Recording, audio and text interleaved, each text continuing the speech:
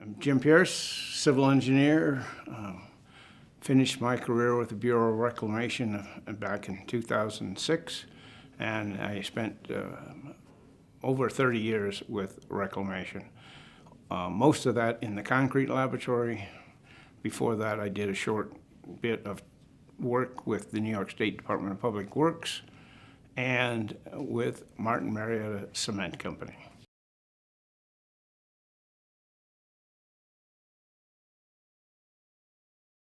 First instance or occurrence of my knowledge of natural pozzolans was while I was in graduate school at Purdue. And one of the materials courses I took talked about natural pozzolans. And one of the textbooks that we used was co-authored by Ray Davis, who did a lot of consulting work for reclamation. And he's from California. There's a number of natural pozzolans in California. So in his book, that would have been my first encounter with natural pozzolans that meant anything to me.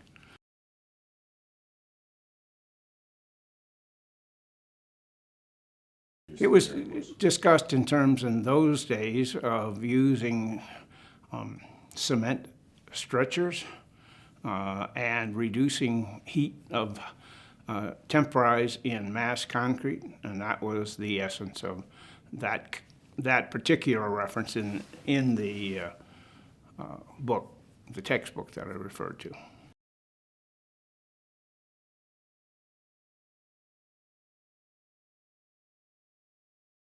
Reclamation started out before I joined them, and they actually tried making a cementitious material using a natural pozzolan, intergrinding it with sand. And up in Wyoming, they did construct a dam with that material. I think they called it sand cement, but that was before my time. When I was there, fly ash had made its inroads, and Chicago Fly Ash was shipping lots of fly ash anywhere in the United States. So they were tending to have an easier market, if you will, once the stumbling block of using something in addition to cement was overcome.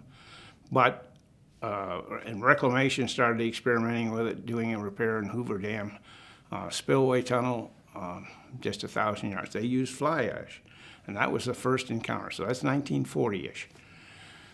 They had used natural pozzolans in Friant Dam in California, but mostly in a test block to see how it would control the alkali aggregate reactivity. And they did use some in other parts, but mostly it was just a test block, found that it worked very well, and so therefore it became, because the natural pozzolan is a glassy type material, and it was a means to mitigate the expansion caused with alkali aggregate problems. It was used there.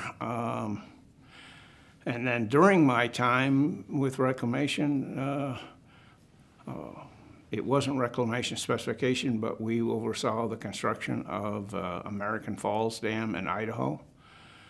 They were replacing a previous dam that had alkali aggregate problems, so the specification called for a very low alkali cement and a natural pozzolan. And I believe that pozzolan came from Hallelujah Junction in California. And that was solely to mitigate the alkali aggregate problems that they anticipated. As far as I know now, that was back in mid-70s. It's doing quite well.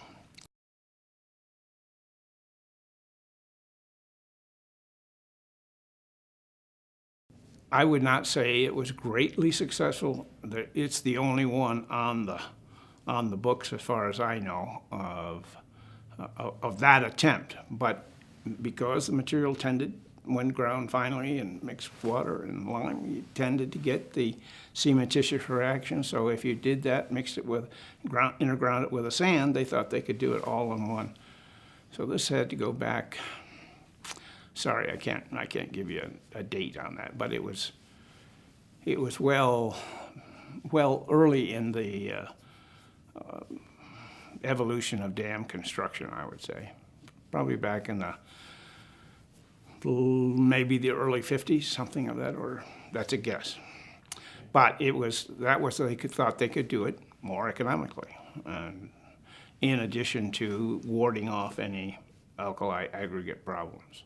The American Falls Dam that I mentioned, which is mid-70s, a little later than its start of use, that's been very successful. It was used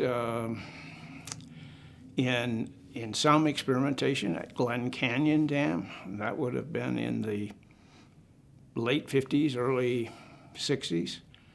And they ended up changing there at Glen Canyon. I think it was merely a price issue,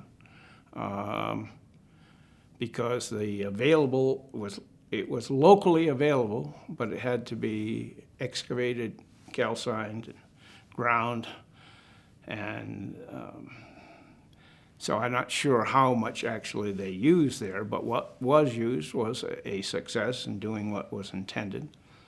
And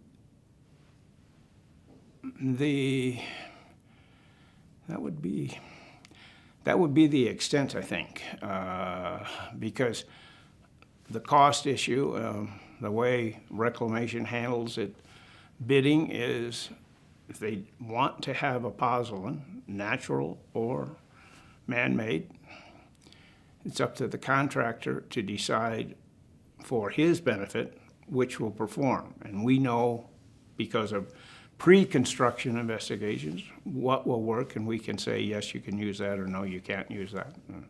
So most of the, in what I term the glory years of dam construction, and environmentalists would probably condemn me for that, but at any rate, when I joined Reclamation, they were working on Glen Canyon Dam, Flaming Gorge Dam.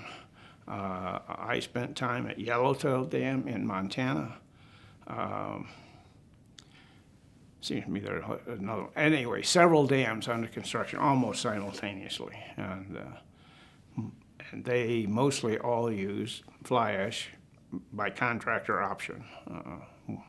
We would have been happy either way, because we were there primarily from a cost, total economic issue, and the additional belt and suspenders for alkali aggregate problems. Most of the available natural aggregates in the West are at least possibly reactive, so we would always prescribe a low alkali cement and the use of a pozzolan for alkali problems, as well as reducing the heat of evolution. That is, because you take out cement, you reduce the total heat hydration. The EPA came out with one of their edicts, I forget now, it seems to me like in the 1980s, and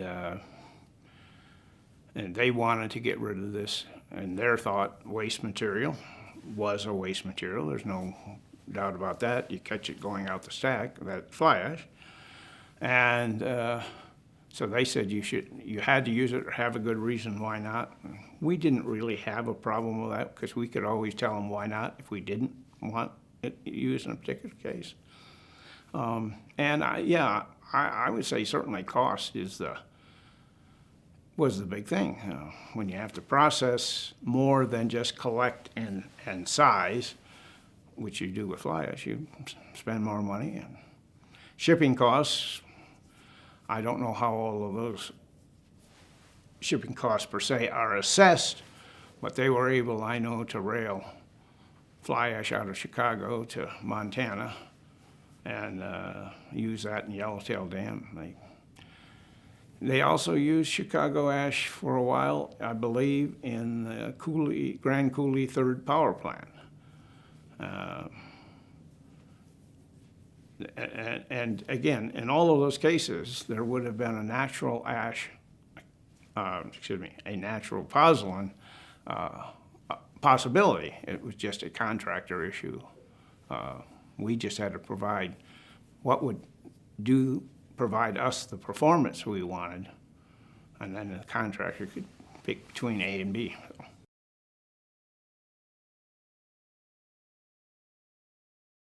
I do not know of any failures through the use of a natural pozzolan.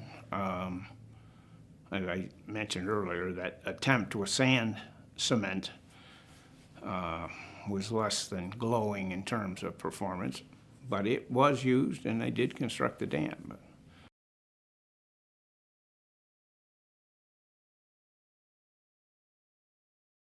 I certainly believe that you can use natural pozzolan to effect the things that people use pozzolans for.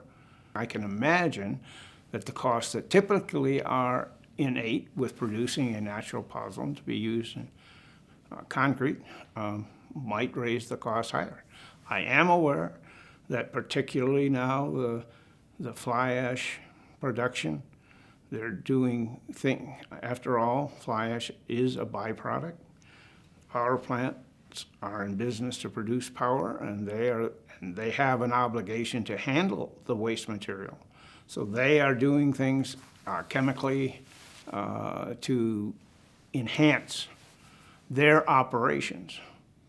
And although one might think that they ought to be catering more to the fly ash industry, that doesn't seem to be the case. So if it continues to deteriorate, then the EPA has another issue on their hands on what they would do with all of this waste.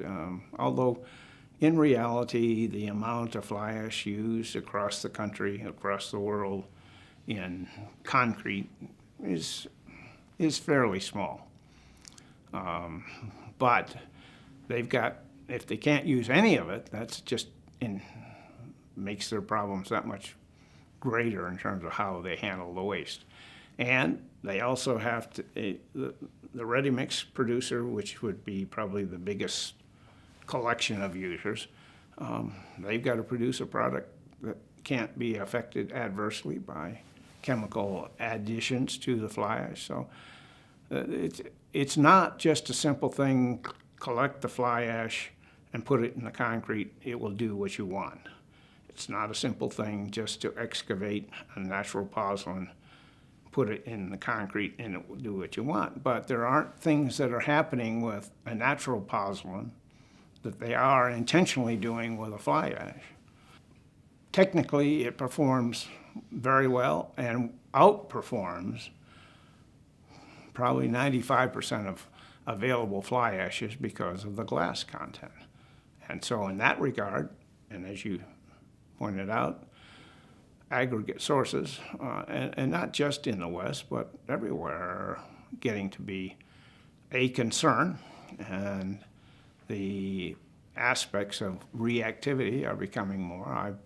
I know you are aware through probably Mike Thomas and maybe some others of work they're doing that's been done up in Maine.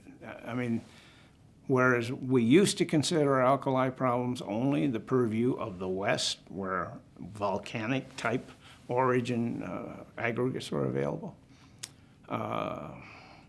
these problems occur nationwide, perhaps more so in the West, but they do occur. And I can recall a job when I was working in Maine, went to inspect a paper mill, and it's a warm, 100% moisture, so conducive for alkali aggregate problems, textbook cases, and they had alkali aggregate problems they weren't even aware about.